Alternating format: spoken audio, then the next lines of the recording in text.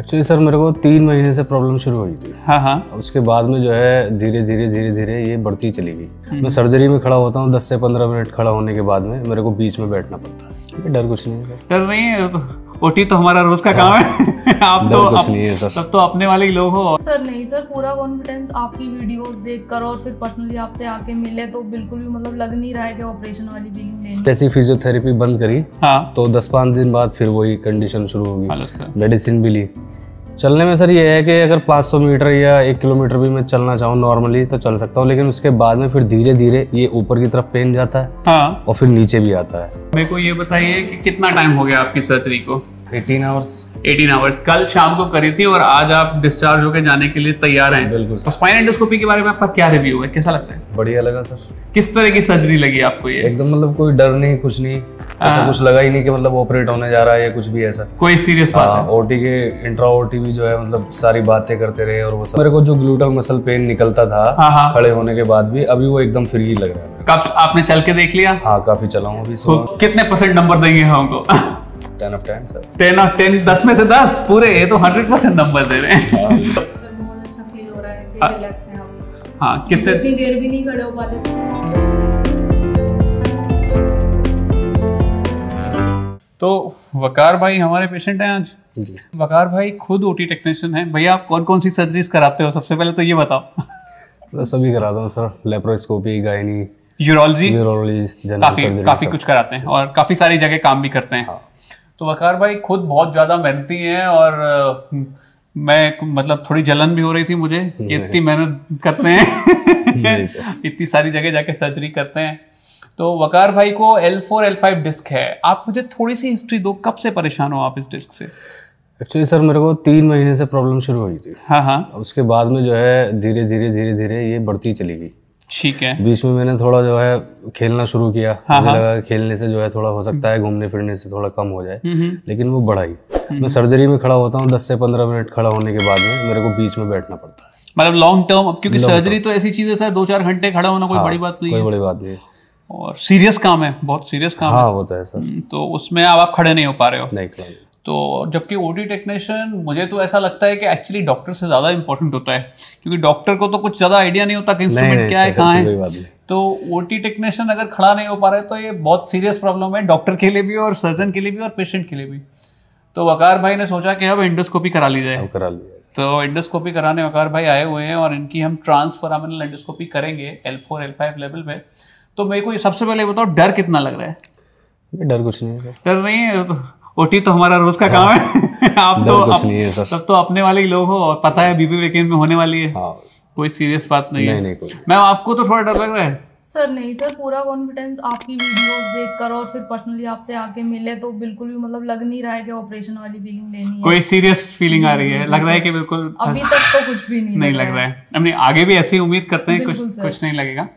तो मैं चाहता हूँ वकार भाई जल्दी ठीक हो जाएं और अपने काम पे जाएं और पेशेंट्स की मदद कर पाएं, और इसलिए आज हम इनकी एंडोस्कोपी करेंगे और मोस्ट प्रॉब्ली कल डिस्चार्ज कर देंगे। सब कुछ ठीक रहेगा तो, और वैसे तो हो सकता है आज भी डिस्चार्ज हो सकते हैं शाम को, बिल्कुल ठीक हो गए तो वकार भाई मेरे को ये बताओ कि अभी तक क्या क्या इलाज लिया? कुछ दवाई, फिजियोथेरेपी? हाँ मैंने 1.5 से 2 महीना फिजियो कराई। हाँ। फिजियो कराने के मुझे बीच में थोड़ा लगा कि अब ठीक है, क्योंकि इस दौरान मैंने काम थोड़ा कम कर दिया था। ठीक है।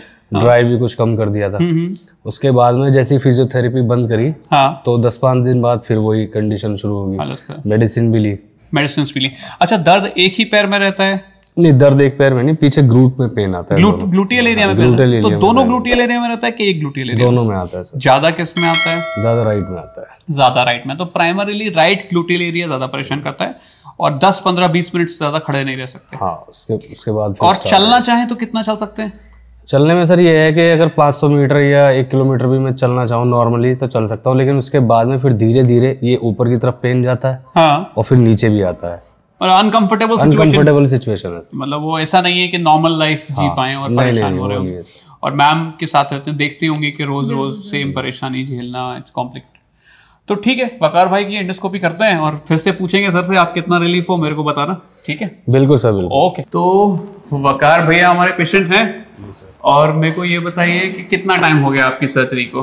18 आवर्स। कल शाम को करी थी और आज आप डिस्चार्ज होकर जाने के लिए तैयार हैं? बिल्कुल सर। अच्छा ये बताओ मेरे को, क्योंकि आप तो ओटी टेक्नीशियन हो तो आपका रिव्यू सबसे इम्पोर्टेंट है ना, है ना, क्योंकि आप जानते हो ओटी को, रोज ओटी में जाते हो, तो मेरे को ये बताओ कि क्योंकि आपने स्पाइन एंडोस्कोपी शायद पहली बार ही देखी होगी, तो कैसा लगा आपको स्पाइन एंडोस्कोपी के बारे में? आपका क्या रिव्यू है, कैसा लगता है? बढ़िया लगा सर।